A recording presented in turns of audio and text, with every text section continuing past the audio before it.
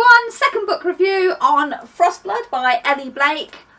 This was recommended as a read on Benjamin of Tombs' booktube channel, so I picked it up when I saw it in Waterstones. It was on buy one get one half price, which is always good, and have finally read it.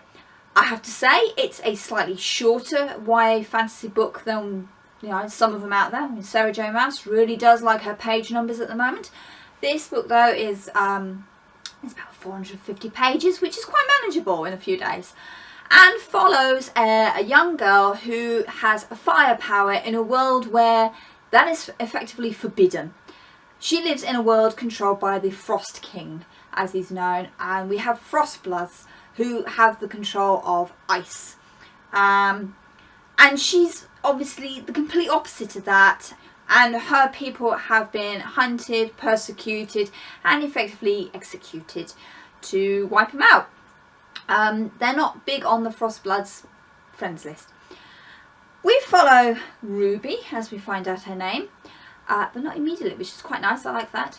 And how she copes with being a fireblood in this world, that she wants to explore her powers but also wants to keep those around her safe, and things don't go to plan pretty early on, and sets up the whole story of her quest, as it were, for revenge, her role in the world, and fulfilling a prophecy that the Frostbloods have studied for quite a few years and believe that she is the one that will fulfill the prophecy, which of course goes against everything she believes in, because she's a fireblood and firebloods and frostbloods do not mix, and that's the way it goes.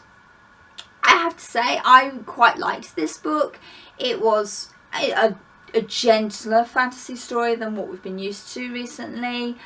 Ruby's quite an engaging character. She's a 16-year-old girl who's got her own insecurities but her own stubbornnesses, and she's quite relatable, I think. If you found you could have this power but you've not really been able to give it a go, or you've had to hide it and then you're suddenly told, well, actually we need you to use it, I think you'd probably react in pretty much the way that she finds herself reacting in, which is quite nice. There's a subtle romance in this story. It's not obvious to start off with, and then you suddenly realise, actually, we're going to go down that line. Fine. There's a nice plot twist to one of the characters I spotted it about halfway through, but it's not revealed until quite a way towards the end. So if you see that one coming, well done. But it doesn't detract, just because I saw the plot twist coming, it wasn't a disappointment when it did happen. It's like, oh yeah, okay, that's fine. I would say that this story doesn't really put its characters in huge peril. At no point did I ever feel that these guys were going to die. It wasn't that kind of fantasy world. Yeah, it's a bit harsh and there are some cruel things that happen, but I didn't fear for my character's safety, let's put it like that. It was a very nice, gentle fantasy book. I know it's the first in a series, but again, I have no idea how many books there will be about these characters or this world. But if you didn't want to read the rest of the series, this would nicely stand by itself for quite a majority of the plot elements. Things are sort of tied up. It's not a nice big pretty pink bow, but it's certainly a good little knot there, which will be, I'm sure, unpicked for the second book, because things aren't totally resolved. Some things are certainly set up for the next book, and there is the overarching prophecy plot going through here that we're obviously going to go and see out in the rest of the books. But if you didn't want to carry on the journey, you could stop here and feel quite satisfied that, yeah, I've been with these characters, they've reached this point, I'm happy to leave it there. I don't think you would feel dissatisfied with doing that.